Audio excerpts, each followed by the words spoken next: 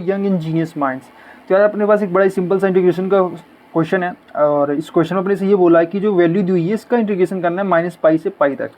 तो यार इस क्वेश्चन को सोल्व करने के बेसिकली कई तरीके, मुश्किल से 10-15 तरीके हो सकते हैं, बट हम लोग उनमें से एक बहुत ही प्यारा तरीका जिसको ग्राफ कहा जाता है उस ग्राफ से सोल्व करने वाले हैं।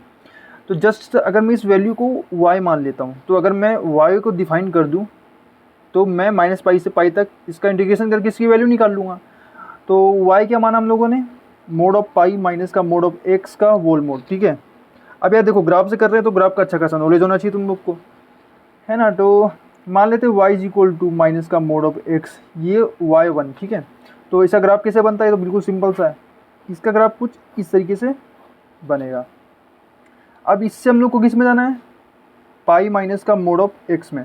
Just we add in this value, pi हमने क्या कर दिया है, जोड़ दिया है, पॉजिटिव का पाई है, ध्यान रखना। तो यहाँ पर क्या हो जाएगा, ये जो ग्राफ है पाई टर्म ऊपर की तरफ शिफ्ट हो जाएगा, तो ये 0,π ना, ये ऊपर की तरफ शिफ्ट हो गया। अब ये देखो, ये जो ग्राफ है वो x एक्सिस को कट करेगा, कहाँ पर, -π पर। क्यों, y यहाँ पर 0 होगा, y को इसमें 0 रखो, तो we get mod of x is equal to π and we get x is equal to +-π। तो ये माइनस का पाई और ये प्लस का पाई।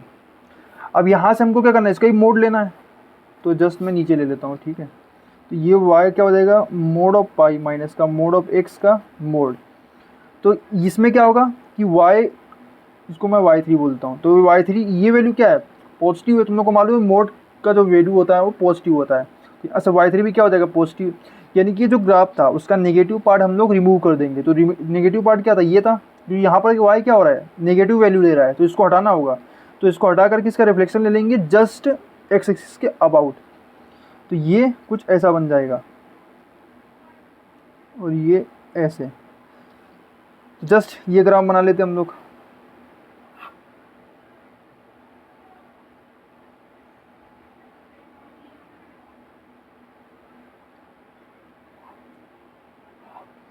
तो ये बन चुका है ना। ये क्या था, 0,π, ये था अपना -π और ये था पाई। तो इसका ग्राफ तो बन चुका है। बेसिकली क्वेश्चन में क्या दिया था अपने से कि हमको इसका वैल्यू इवेल्यूएट करना है -π से π तक। तो ये -π, ये पाई, और ये क्या करना है, ये वैल्यू निकालना अपने को। और ये वैल्यू देखा जाए तो क्या है, एरिया ऑफ ट्राइंगल है। Now we can find area of triangle. Now you know that formula is 1/2 base into height. तो यहाँ से क्या हो जाएगा अपने को 1/2।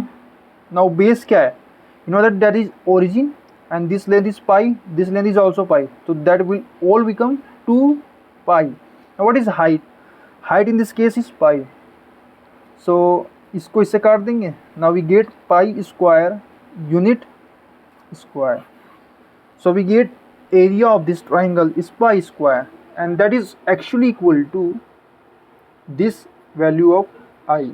तो यहाँ से आई की वैल्यू लोगों ने क्या निकाली, पाई स्क्वायर। यार और भी तरीके हो सकते हैं, बट देखो ग्राफ से कितना आसान इस तरीके को कर पाना।